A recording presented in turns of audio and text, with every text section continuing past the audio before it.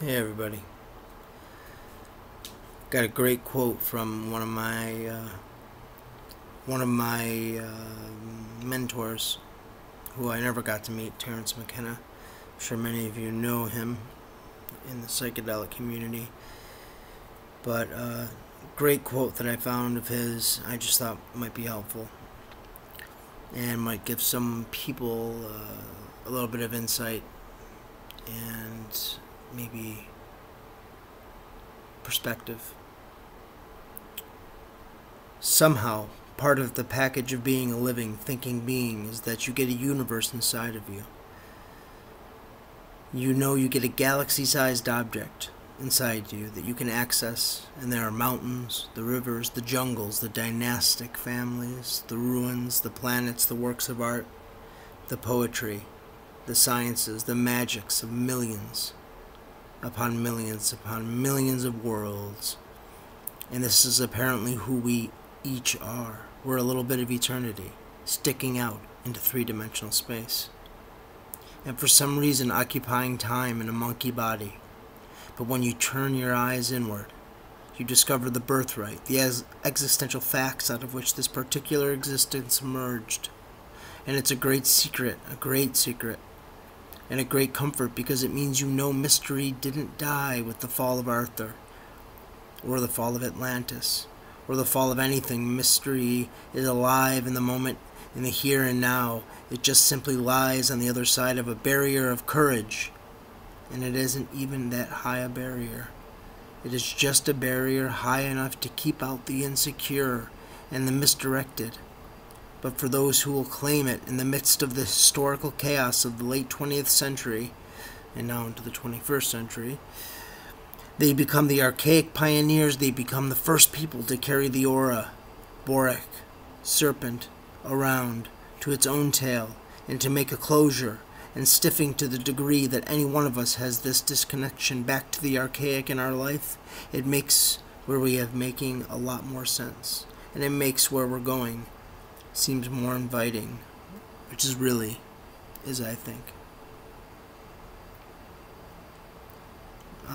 Beautiful quote talking about the psychedelic experience, that we have this inner world, these galaxies, these mountains, rivers, jungles, ruins of palaces, foreign planets, beings that we've never encountered before. And that it just lies on the other side of a barrier, and the barrier of courage that he talks about is,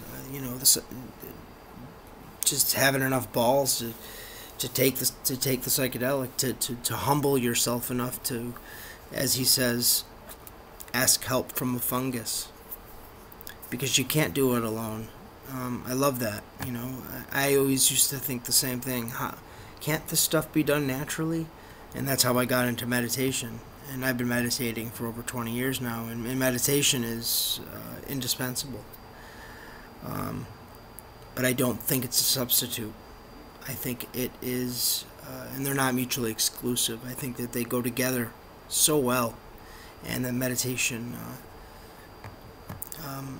prepares the mind. It helps the mind to stay focused and steadied, and gives the mind insight into learning how to live in the present moment. And to understand that all of this is just the contents of consciousness, that really it's all consciousness, and it's through psychedelics that you dissolve the boundaries that have been established and integrated and reinforced throughout your whole life. Instilled in you. Every object has a name, and that name obscures the mystery of what it really is. And the mystery is you have no idea what it is. We just give things names. We just put tiles over things with names on them. But through psychedelics, or some people use other methods of austerity, you truly get that insight. And once you have that insight that you don't know, you don't know shit. There's nothing that can be known. The mystery is everywhere. It's not something you need to search for. It's not that far away. He talks about sometimes seeing your life, or trying to see your life as a quest. Like there's something that you're out to find. And that has helped me a lot. My life is a quest. And I'm looking for something. But that something isn't something I need to travel far to get. It's right here. It's right now. It's this moment. It's in this moment. Who are you? Who am I? What is this? I mean, we wake up almost. It's like we come online and we're like, okay, how the fuck did I get here? What is this reality? Why am I confined into three-dimensional space? The Gnostics, the Gnostic Christians, they talk about that we're kind of stuck. This is kind of a hell realm. We're kind of, because we're confined into three-dimensional space. We are higher dimensional beings, and this is all speculation, and obviously I have no evidence for this. But it's an interesting concept, and I like to talk about it. That the dimensionality, this three dimensions that we live in, it's kind of a trap. It's claustrophobic. We're not meant for three dimensions, and I love that that's their philosophy. One of their philosophies. If you haven't read the Gnostic texts or got into any of the Gnostic Gospels, you really need to. They're fucking beautiful. So, cool quote. Hopefully you enjoyed it, and I'll be back as soon as I get these mics, man. I'm looking forward to getting these microphones. Just ordered them, and once I get them, the sound should be a lot better, and then I can start having people on with me, and we can shoot the shit and really get into some great topics that I think people will enjoy.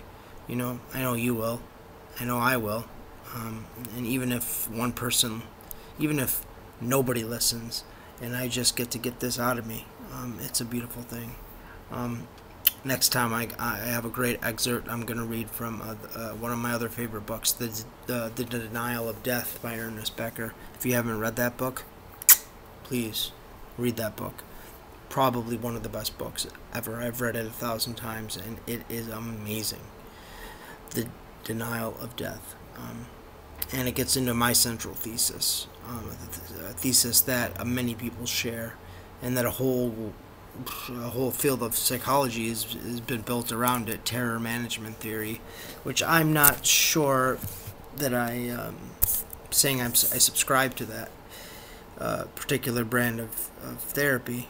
But the book is amazing, so well written, and has so much insight, and it reminds you that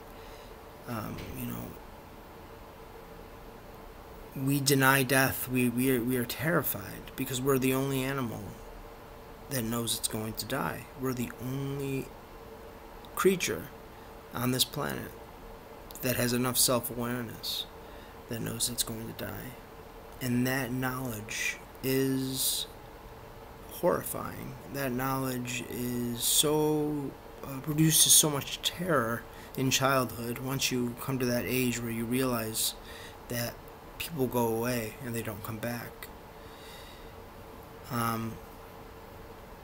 you start to build what's called a personality, and the personality is something that is a lie. It's a way of coping. It's neoteny.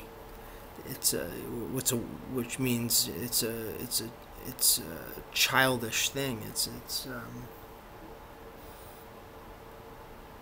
not being a fully developed human being, and so once you see this and have this insight, you realize that personalities is, when you see someone that maybe is yelling at you or angry at you, most people take it personally, and you realize this is just their personality. This is just their way. This is the way that they've come up with dealing with this terror, with this knowledge of that they're decaying slowly, that they're slowly going toward a place of not knowing, and it's that not knowing that causes the development of civilization, society, everything that is around us, is kind of like a sublimated energy. That energy of terror gets put into other things, and other animals are spared of this. They have fear if they're being chased by a lion. It's that moment of fear, and then they're dead. But it's not like they walk around knowing they're going to die. So, in that sense, they're spared.